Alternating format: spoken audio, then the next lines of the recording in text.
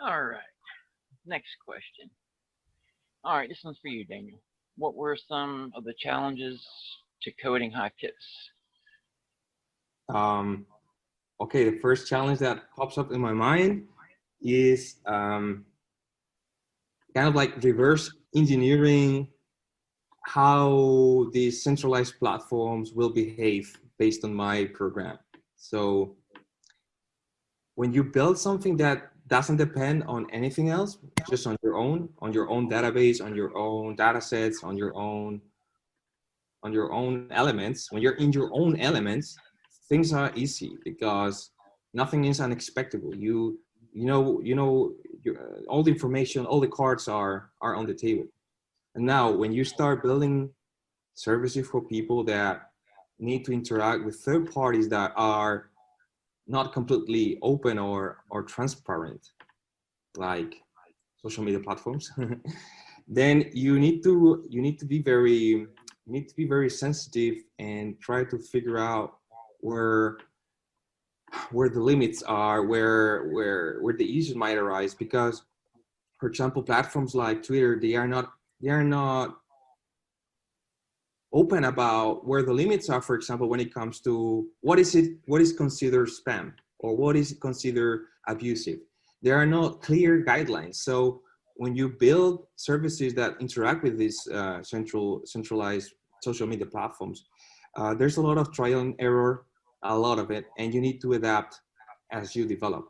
That adds an incredible amount of complexity, because let alone the development effort is complex on its own, because you need to work with a lot of APIs and you need to take into account thousands of different variables. But now you also need to adapt on the go based on your experience and how these platforms interpret your actions.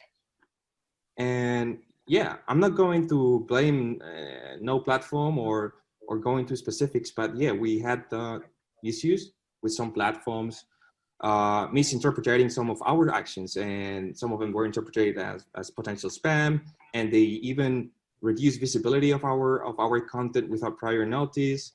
So I think this was by far the most interesting challenge that we faced.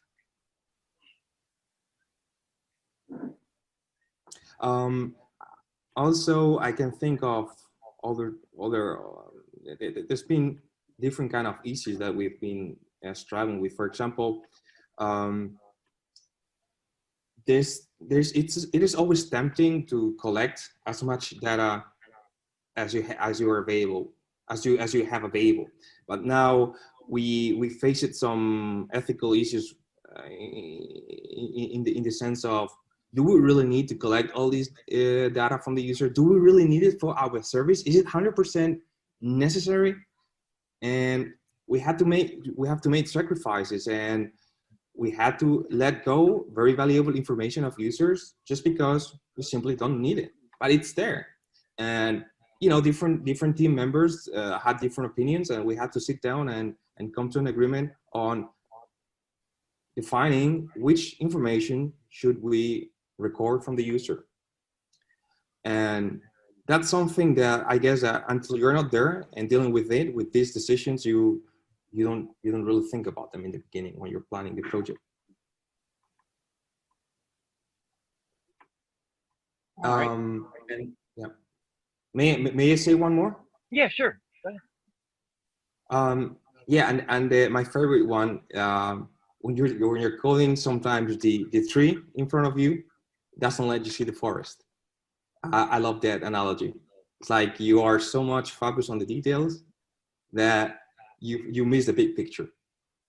And well, hopefully, I mean, luckily, I always had support from different members of FULLALT, so that they could somehow back me up when it comes to never missing the big picture. Because at the end of the day, we're building